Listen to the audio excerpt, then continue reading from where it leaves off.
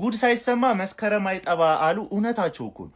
ዣካ ወደ ቼልሲ። አዎ ሰምተኛል። ግራኒት ዣካ ወደ ቼልሲ።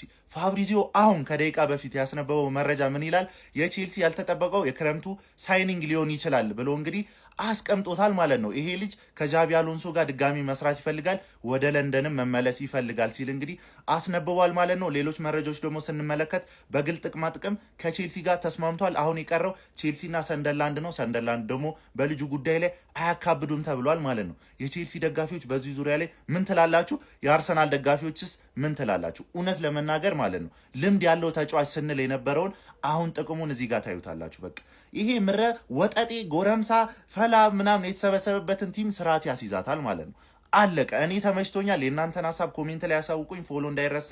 ሃንግማን ግራኒት ዣካን ለማስፈረም ተፍተፍ እያለች ነው የምልህ። ይሄ የሚያሳየው ጃቢ አሎንሶ ሙሉ በሙሉ መሪውን ይዞታል ነው የምልህ። ምክንያቱም በብሉኮ አካሄድ ከስትራስቦርግ ነው ከ22 ዓመት በታች ነው። ምክንያቱም ለመሸጥ ነው። አገባርኛ ብራይተን ሙድኑ ማራመድ ነው የምንፈልገው ነው አቋማቸው።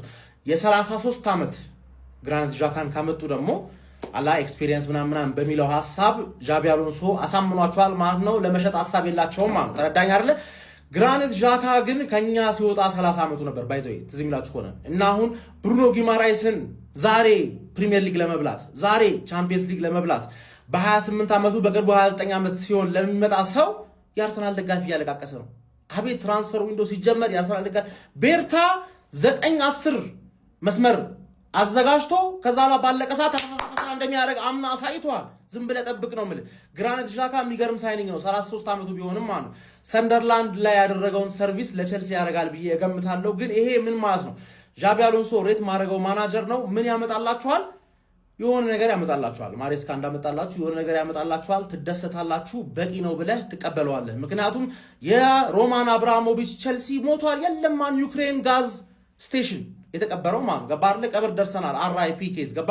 ስለዛ የሆነ ነገር ያሳያል። ምርጥ ሰው ስለሆነ ማለት ባየር ሊቨርኩሰን ሄዶ ያለ በጀት የሆነ ነገር የሰራ ሰው ስለሆነ እናንተ ጋር የሆነ ነገር መስራት ይችላል። ኤፍኤ ካፕ የሚቀጥለው ዓመት ታሰጋያለሽ ነው ልጅ በቃ ታሰጋያለሽ። ሰበር ዜና አሁን እየተሰማ ያለ በጣም አስደሳች ዜና አለ። ቼልሲ ለሰንደርላንድ 30 ሚሊዮን አቅርቧል። ኳሌ የምትመለከቱትን አውሬውን ዣካን ሊያማስፈረም። በነገራችን ላይ ዣካ ከአርሰናል ጀምሮ በጣም ለቼልሲ እንዲጫወት የምመኘው ተጫዋች ነበር። እኔ በግሌ ቃል እንዴት እንደምወደው ማለት ነው። ባየር ሊቨርኩሰን ቤት ሄዶ ደግሞ ከጃቢ አሎንሶ ጋር ሰርቷል። አሁን ቼልሲ እየፈለገው ነው ያለው። አንድ ትልቅ መልእክት ለእንግሊዝ ፕሪሚየር ሊግ እና ለአንዳንድ ቲክቶከሮች፣ ቼልሲ ላይ ሙድ ለሚይዙ ቲክቶከሮች ቼልሲ ተጫዋች ሲያስፈርም ከስትራስበርግ አይደለም እያሉ ሙድ ለሚይዙ ቲክቶከሮች አድርሱልኝ። አሁን ቼልሲ እየተመራ ያለው የሁላችሁ ዝውውሩን እየመራ ያለው ጃቢ አሎንሶ እንደሆነ የምታውቁት 34 ዓመቱ ነው። ዣካ የ34 ዓመት ተጫዋች 30 ሚሊዮን አቅርበው ነው ቼልሲ ለማስፈረም የመጀመሪያ ጥያቄ ለሰንደርላንድ ያቀረቡት። ይሄን ልጅ ቼልሲ ካስፈረመው እውነት ይኸውላችሁ እኔ እንደዚህ ብዬ ከዚህ በፊት ተናግሬ አላውቅም። ታውቃላችሁ፣ ፎሎወሮችም ይሄን ቪዲዮ የምታዩት ሙሉ ታውቃላችሁ። ቼልሲ ዣካን ካስፈረመው የሚቀጥለው ዓመት በስርዓት ሁልሽም ቼልሲን መፍራት አለብሽ። በስርዓት መፍራት አለብህ። ተጠንቀቀው ቼልሲ። ለምን መሰለኝ የምልህ ዣካ ማለት ለቲም ይዞ የሚመጣው ትልቅ ቲም ስፕሪት አለ። ሌላው ትልቅ ልምድ የጎደለውን የቼልሲን ቲም አምበል ሳይሆን ነገር ግን ከአምበሉ በላይ ቲሙን የሚመራ ሰው ሆኖ ነው የሚመጣው። ዣካ ምን አይነት ሰው እንደሆነ ማወቅ ከፈለጋችሁ ኤዲተሮች፣ ይሄ የእናንተ ስራ ነው። ሁላችሁ ውጋት በሚለው ሰርታችሁ ልቀቁላችሁ። ይዩት፣ አስተዋውቋቸው ማን እንደሆነ ለማያውቁት የቼልሲ ደጋፊዎች፣ ይሄንን ዝውውር ለሚቃወሙት ማለት ነው። እኔ እንዲህ ብዬ ስናገር ሰምተኛ አታውቅም። ሆኖልን ከመጣ ይሄ ልጅ ከዛ በኋላ ለኳንና ማነው ያንን ራሞድ የሚባለውን ተጫዋች ካመጣ ቼልሲ ጠብቁት። እኔ በጣም ፍሩት ነው የምላችሁ። ኢቨን እና ጋርናቾ ቦታ ሰው ባያስፈርም ራሱ ማለት ነው እነዚህ ሰዎች ቼልሲን የሆነ ቦታ ያደርሱታል። ታያላችሁ። ግራኒት ዣካ ወደ ለንደን መመለስ እፈልጋለሁ ሲል ለክለቡ ተናገረ። ነገር ግን ወደ ለንደን መመለስ የሚፈልገው ወደ ቀድሞ ቤቱ ወደኛ ክለብ ለመምጣት ሳይሆን ጋይስ ቼልሲ ለመፈረምና የጃቢ አሎንሶን ፕሮጀክት መቀላቀል እንደሚፈልግ እንግዲህ ግራኒት ዣካ ለክለቡ ማለትም ለሰንደርላንድ እንዳስታወቀ እንግዲህ ፋብሪዚዮ ሮማኖ አሁን ዘግቦታል። በጣም ያልተጠበቀ ዜና። ልክ ፋብሪዚዮም እንግዲህ ሰርፕራይዝ ሚድፊልድ ሳይኒንግ ፎር ቼልሲ ነው ያለው። ዣካን በቼልሲ ማሊያ ባላየው በጣም ደስ ይለኝ ነበር፣ ግን በእርግጠኝነት ይቀላቀላቸዋል። ተው ዣካ አይሆንም ተው በእናትህ እንዴ እንዴት ነው የምወደማ እንዴት ነው የምወደህ ረፍረፍ ዣካዬ በዚህ ማሊያ ይዤሃለሁ ይኸውላችሁ በዚህ ማሊያ ስንት ነገር አሳልፈናል አይደል ዣካዬ በቃ በእናትህ ተው እንዳታረገው ጀማው ኦፊሻሊ ዣካ ወደ ቼልሲ ሊያቀና እንደሚችል ፋብሪዚዮ እንግዲህ አሁን ተናግሯል እንደሚለው ከሆነ ቼልሲ ቁርጠኛ ፍላጎት እንዳለው ነው እየተገለጸ የሚገኘው አሎንሶ የፕሮጀክቱ አባል እንዲሆን በተለይ ደግሞ ይሄ ልጅ ልምዱ እጅግ የካበተ ስለሆነ ቡድን ከመምራት አንጻርም ከፍተኛ ሚና ሊጫወት እንደሚችል ያምናልና ወደ ስታንፎርድ ብሪጅ ሊያመጣው ነው ይሄንን ተጫዋች ማንዬ እኔ በቼልሲ ማሊያ ዣካን ላይ አልፈልግም አርቴታ መታሰረመው ከሆነ ይሄ ልጅ ያሰረመው ድጋሚ በቃ እኔ በቃ ቶፕ 6 ቡድኖች ላይ ዣካን ላይ አልፈልግም እንዴ ምን አይነት ደመኛ እንዴት ታጋይ ተዋጊ እንደነበረ ለኛ ታውቁታላችሁ አይደል አይ ቼልሲ በተዘዋዋሪ በዚህ ልትበቀሉ ነው ማለት ነው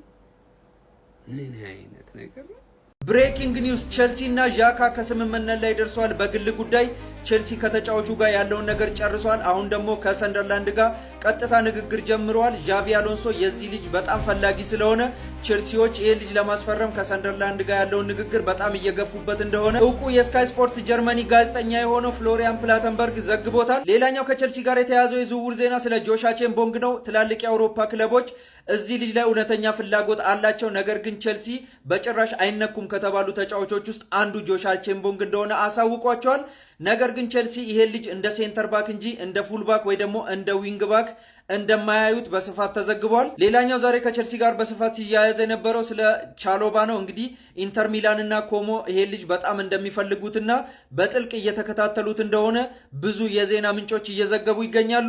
ዣካ ግን በጣም የአርሰናል ደጋፊን በቃ ባካችሁ ጥሉኝ፣ ኧረ ጥሉኝ፣ ተው ጥሉኝ እያለ በግድ እየለመነን ያለ ነው ይመስለውና እንደሰማነው እንግዲህ አሁን ዣካ በግል ጨርሷል ተብሏል ቼልሲ ሊገባና ዣካ በጣም በቃ የተሳሳተ ሙቭ ነው እያረገ ያለው። አርፎ ሰንደርላንድ በቃ ቢጫወት እዛ ሆኖ ልክ በቀደም ሲጫወት ከአርሰናል ጋር እንደነበረው ተጫዋቾቻችን ካልገድዬ ካልሞትኩ ሲል እንደነበረው እንደዛ ቢያደርግ ይሻል ነበር። ጨራሽ ቼልሲ በጣም የተሳሳተ ሙቭ ነው። አሁን ምን መሰላችሁ አሁን ኬሪየሩ መጨረሻ ላይ ምናምን ያለው እሱ ቼልሲ ገብቶ በቃ የቼልሲ ደጋፊም ከተወሰነ ጊዜ በኋላ ይጠለዋል፣ የአርሰናል ደጋፊም ይጠለዋል። ከዛ ኬሪየሩ ወፍ በእርግጥ እሱ ተጠላም ምንም ላይ መስሎ ይችላል ግን በቃ የኦባሜያንግ አይነት እጣ ፈንታ ከኦባሜያንግ የባሰ አይነት እጣ ፈንታ ሊደርሰው የሚችለውና ዣካ በጣም በቃ የተሳሳተ ሙቭ ነው እያደረገ ያለው። በእርግጥ ያው ከአሎንሶ ጋር ድጋሚ መስራት ፈልጋለሁ ብሎ ነው አሎንሶም እሱም በጣም ይፈልገዋልና ያው ቼልሲ እንደሚታወቀው ቡድን ውስጥ ያው መሪ የለምና ዣካንም ያው እንደዛ ሊጠቀሙበት ፈልገው ነውና እኔ በጣም የተሳሳተ ሙቭ ነው የምለው። እናንተስ ምን ትላላችሁ? እስኪ ሀሳባችሁን ኮሜንት ላይ ንገሩኝ። ይመቻችሁላችሁ። ሰበር ዜና የቀድሞ የክለባችን ተጫዋች ግራኒት ዣካ ቼልሲን ለመቀላቀል ሙሉ ለሙሉ ከስምምነት ላይ መድረሱን እንግዲህ ታማኝ የሚባሉ ምንጮች እየዘገቡ ይገኛሉ።